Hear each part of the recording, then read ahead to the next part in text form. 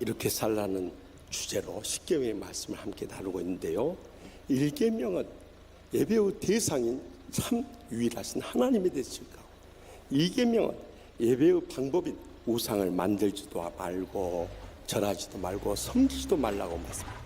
3계명은 예배의 신앙에 대해서 말씀합니다.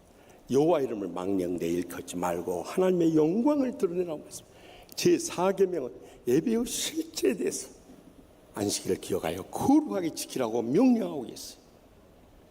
그런데 우리가 왜 안식일 계명을 4번째로 주셨는가? 거기에 영적으로 깊은 의미가 담겨져 있다는 거예요.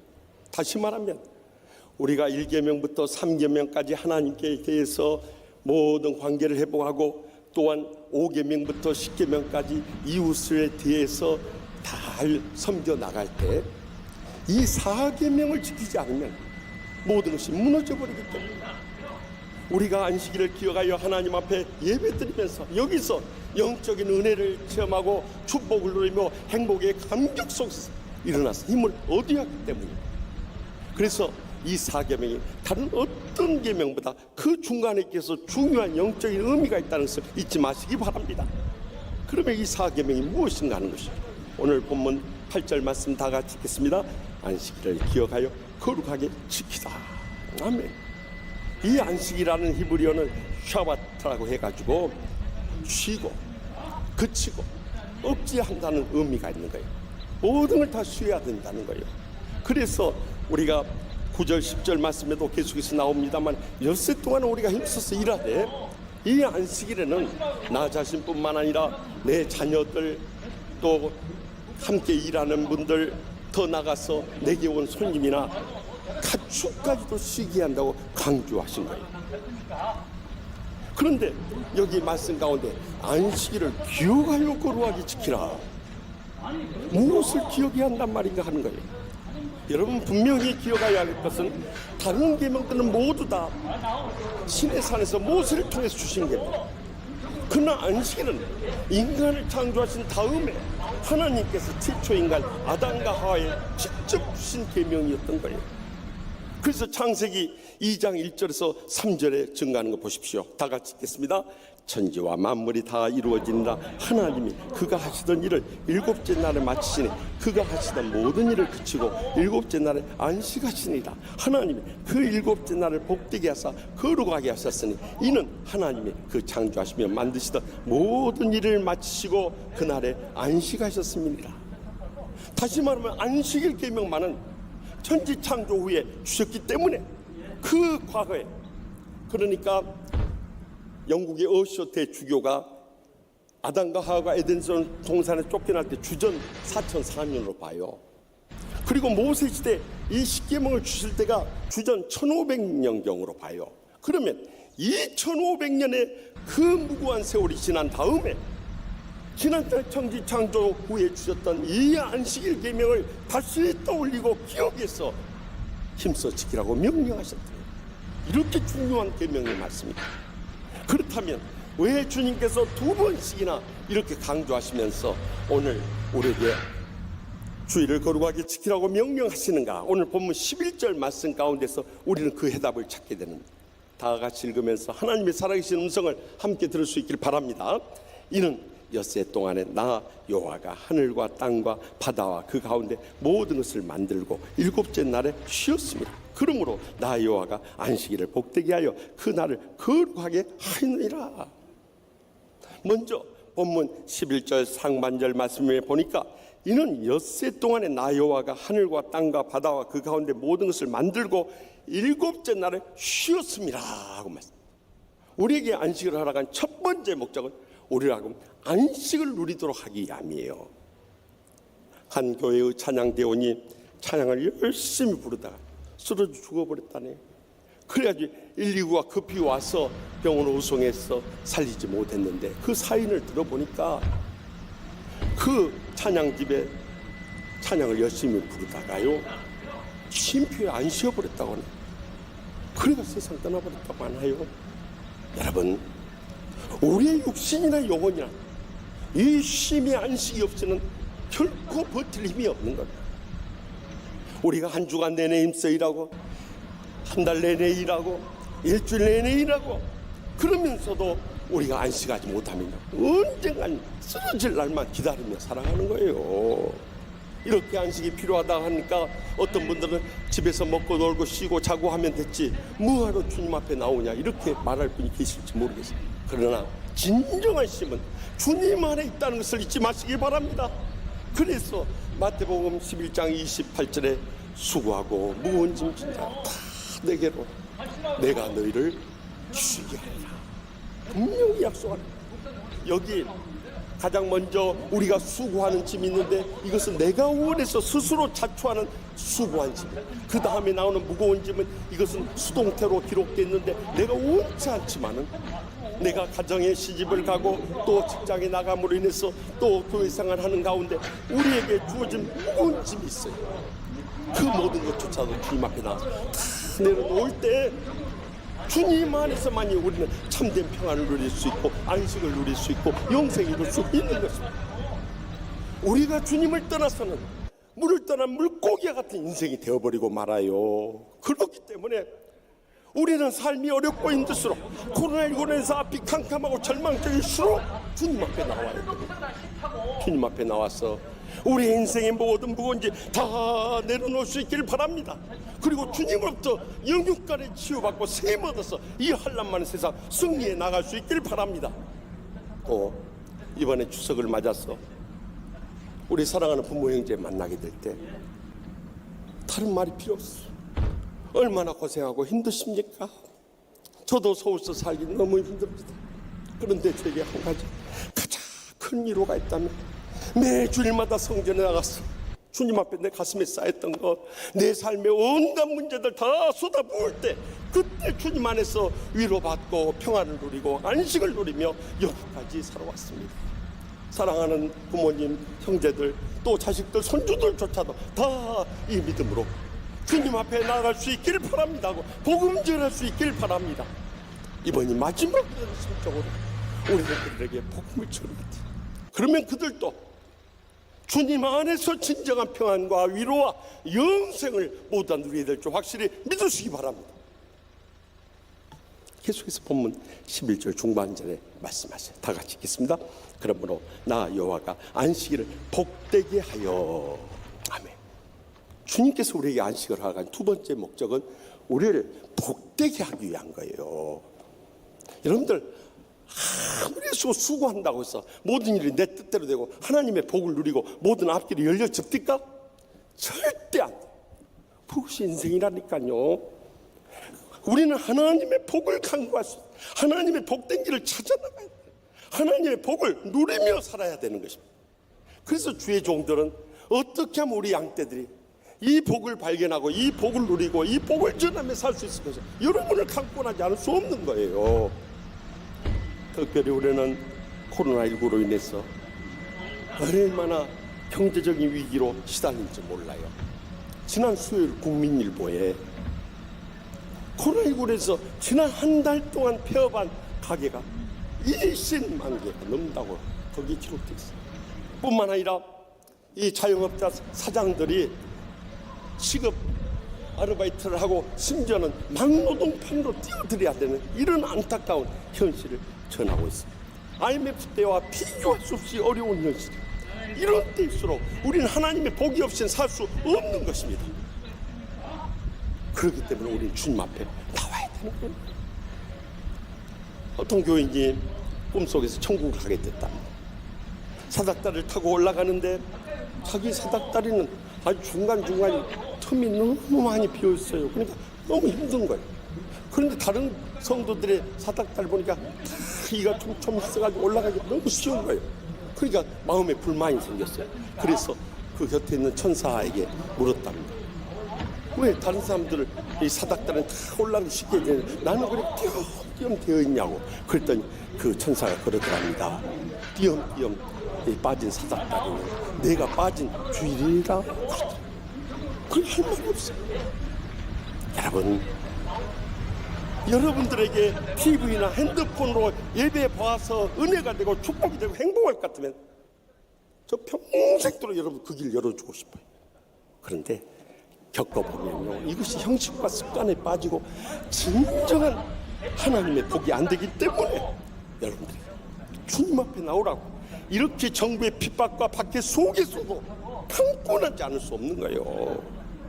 실제로 우리가 이 주일에 주님 앞에 나와서 예배드리면 하나님의 복을 온전히 누릴 수 있기 때문에. 아멘. 사실 부족한 종이 그것을 확실하게 체험했어요. 어떤 분들 목사님은 장사도 안 해보고 사업도 안 해보고 뭘 그걸 아냐고 그렇게 말씀할지 모르는데요, 제가 미국 유학 떠나기 전에 저희 집사람 약국을 경영해 살아요. 보면은 동네 약국들이 이렇게 한 달에 한 번씩 당번인 주일이 있어요. 당번인 주일에 문 열면 한 달 집세가 빠져. 그렇게 잘 되는 거예요. 왜냐면 다른 약국들 다 문을 닫으니까. 그러니까 저희 집사람분이 유혹을 받는 거예요. 그래가지고 일부 예배 일찍 들고 와서 약국 문을 여는 거예요. 제가 나중에 그것을 알았어요. 그래서 집사람 그랬어요. 여보, 주일 종의 가정에서 주일 성수를 온전히 못하고 어떻게 교인들한테 주일 성수하며 복받는다고 전할 수 있겠어? 그러니까 주일날 온전히 문 닫으시오. 그랬더니 저 집사람이 그래요. 꼭 돈 벌기 위한 목적보다도 이 동네에서 아픈 사람이 있으면 약국 문이 열려져 있어야 되지 않냐고. 핑계도 잘 대요. 그래서 제가 그랬어요. 그러면 다른 약국에게 그 당번을 넘겨줘. 그러면 그 약국에서 문 열면 될 거 아니야. 그럴 땐 다른 안 믿는 약사들은 그 당번 주의를 너무너무 좋아하는 거예요. 그래서 넘겨줬어요. 그런데 하나님의 복은 그 다음에 와버린 거예요. 제가 나중에 집사람한테 들은 이야기입니다만은 당번인 주일에 온전히 주일 지키고 쉬었잖아요. 그러니까 몸도 건강해질 뿐만 아니라 주님께서 놀랍게도 주일 전 토요일이나 주일 다음 월요일에 그 주일날 쉬었던 걸 다 채워주다. 이것이 하나님의 복인 거예요.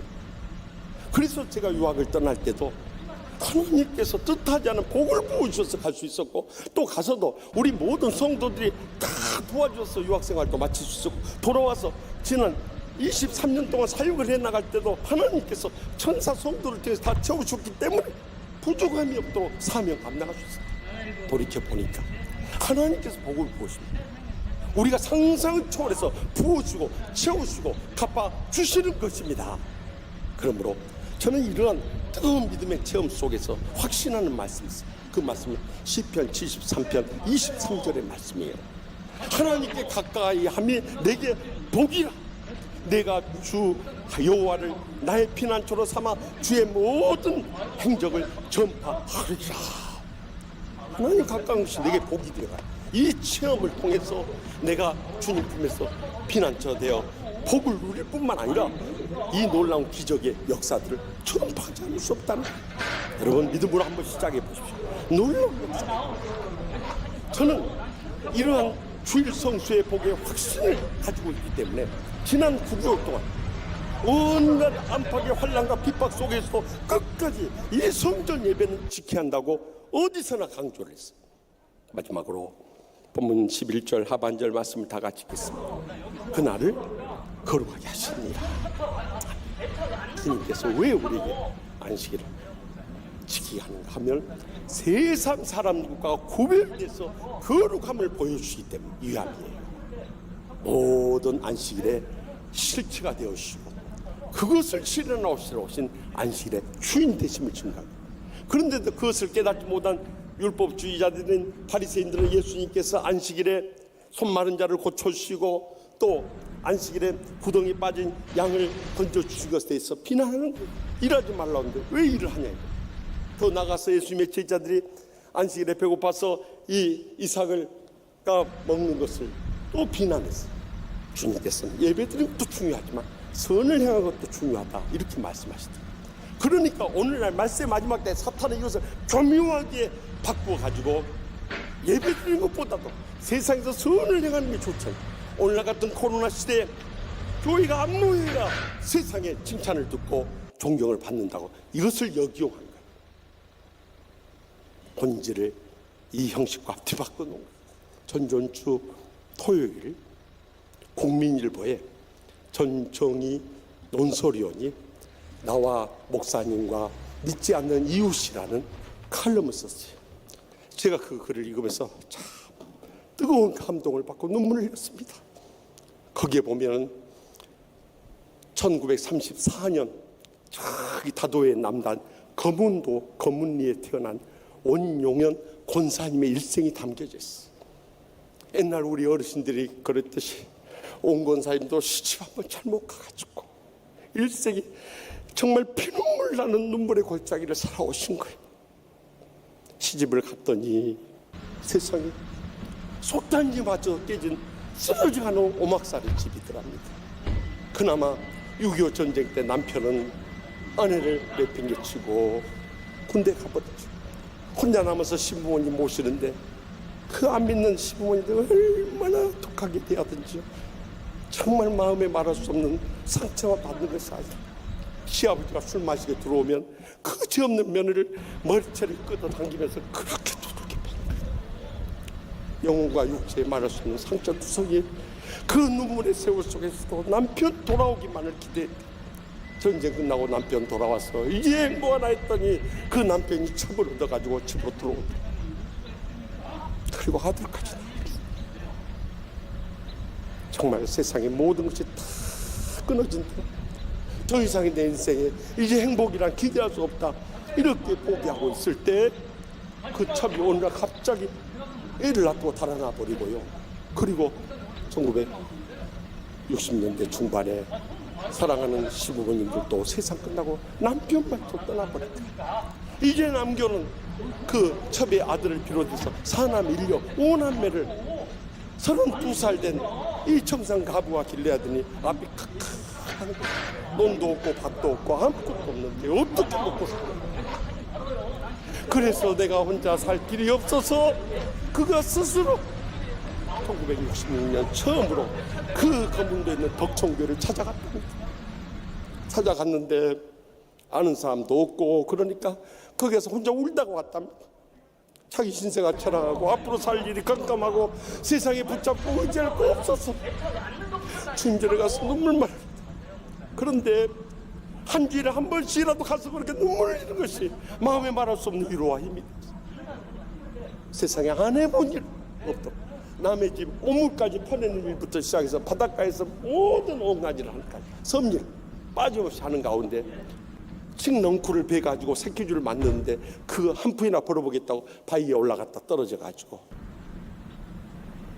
다리가 부러졌어요. 이제는 장애까지 있게 됐다.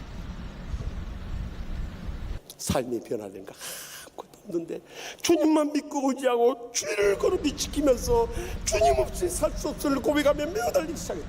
그런데 하나님이 놀라운 복의 역사를 일으키기 시작했다. 마치 교회가 닷섬으로 가서 교인들이 나와서 벽 돌리고 와서 짓는데 그러다가 다른 사람 논이 반일한다고 갔지만 이 권사님 먼저 주의 일이 우선이라고 농사 짓는 것 뒤로 제껴놓고 가다가 파, 배추, 마늘 그 출하식을 놓쳐버렸어요. 그런데 놀라운 기적은 예배당 짓다가 그 출하식이 놓쳤더니 오히려 그것이 2배, 3배, 4배, 5배, 6배, 7배, 8배, 9배, 10배까지 그 값이 떠버렸어요. 그냥 안 팔고 그 기회를 놓쳤다. 그 복을 누린 거예요. 그런데 하나님께서 더 큰 은혜를 부으시려고 그 시골 섬에 젊은 전도사에 한 분을 보냈어요. 최영남 전도사님이란 분이 부임해 왔대. 배짱 마르고 키 큰 전도사님이 오셨는데 그 전도사님이 얼마나 헌신적으로 양떼를 사례비 15,000원도 다 헌금해 버리고 그저 밤마다 철회하기도 하면서 그 맨바닥에 누워 주무시면서 교회를 지키면서 양떼들을 영적으로 뜨겁게 붕을 일으켰다. 그래서 내 생에 이렇게 행복한 날이 오는구나. 내가 은혜 받고 세임을 얻으니까 이렇게 감격스러워 없구나 하던 세월이 금방 지나버렸다. 이제 전도사님이 군대를 간다고 떠나갑니다. 군대 못 가게 붙잡을 수는 없잖아. 마지막 떠나는 날 그 바닷가에 와서 온 교인들이 아버지를 잃은 자식들처럼 얼마나 늦게 울었든지 그 바다에 펼쳐진 바닷물보다 이제는 우리에게 더 이상 소망이 이 시골 섬교에 누가 오겠는가? 왔다가도 그냥 가버리지. 그렇게 해서 눈물 흘면서 하나님 아버지 우리 전도사님 어떻게 언제 봬요 언제 봬요 하고 기도하고 있는데 군대 갔던 전도사님 폐결핵에 걸립니다. 한쪽 배가 다 상입니다. 그래서 자동으로 결국 이제 군대에서 나와서 저기 마산 요양병원에 계시다가 지금은 하순에 가서 요양하고 있다는 소식을 듣게 편지를 썼대요. 전도사님, 우리는 전도사님 기도요. 목자이는 양저처럼 우리는 전도사님만 기다리며 살아요 하고 눈물 젖은 편지를 보내. 그 편지를 받아본 전도사님 어머니께서 하루는 최전사님만 그랬더니 온건사님 말씀대로 순종해라 그랬더니 그래서 그 아픈 몸을 입고 그곳에 전염이 될까 봐서 가지 못했던 그 검은동을 다시 들어갔다. 그날 저녁 성도들이 모여서 밤을 이루지 못하고 다 문학하고 이제는 우리 영혼의 목자 되시는 전사님 돌아왔다고 그렇게 하여튼 전사님 몸에 좋은 것 뭐 물고기부터 시작해서 뱀까지 다 잡아서 보신을 해주더라고요. 그런데 전사님이 드시는 것이 아니라 전사님 조금 드시고 그 버려진 애들 교회 학교 애들 다 나눠주면 먹이더라고요. 전도사님이 그곳에 있는 동안 그들에게 뜨거운 신앙의 체험을 할 수 있도록 해주셨다. 그래서 원고사님은 그때 힘을 얻었는데 그 전도사님이 후에 우리 교단을 대표하는 총회장이 되셨으니 그분이 바로 강주 본향교회 최영남 목사님이신 거예요. 그리고 그 아들이 우리 교회까지 오게 되었으니 그 아들이 최정명 부목사님이신 거예요. 권사님은 일생에 최전사님한테 받은 그 은혜로 영육간의 세임을 얻어서 하나님의 교회 영적 리더가 되어 살아갑니다. 그런데 하나님께서 아들들 등록금 없는 거 동네 사람들 등을 다 채우시고 딸은 옛날에 학교 보내지 못해서 집에서만 있었고 산에 나무로 하러 갔는데 한 번은 그 초등학교 뒷산에서 혼자 눈물 흘리고 있으니까 그 교장 선생님 나오셔서 너 왜 학교 안 오고 이러니 집이 너무 가난해서 우리는 학교 못 가요 그랬더니 그 애를 장학금을 줘가지고 교장 선생님 학교 다니고 양식이 떨어지면 면장 부인이 이 면에 있는 양식을 퍼다가 갖다 주고 이렇게 하면서 그 오남의 자식들 다 잘 길렀어요. 주님의 일꾼으로 세웠다는 거예요. 사랑하는 성도 여러분, 우리가 신앙생활 하면서도 하나님을 믿지 못하고 신앙생활 때 얼마나 많습니까? 그러나 분명히 기억이 하겠습니다. 하나님은 살아계시고요 복의 근원이 되시고요 주의를 거룩하게 지키는 자들에게 하늘문을 여시고 싸울 것이 없도록 믿음의 복을 부어 주시는 것입니다. 그러므로 우리는 이제 새로워진 믿음으로 주의를 중시하고 주의를 거룩하게 지키는 신앙으로 일어설 수 있길 바랍니다. 그리할 때 우리 주님 안에서 영원한 안식을 누리게 될 뿐만 아니라 하나님의 복을 누리고 세상과 구별돼서 거룩하게 지킴으로 자손 대대로 하나님의 영광 크게 드러내게 될 줄 확실히 믿습니다.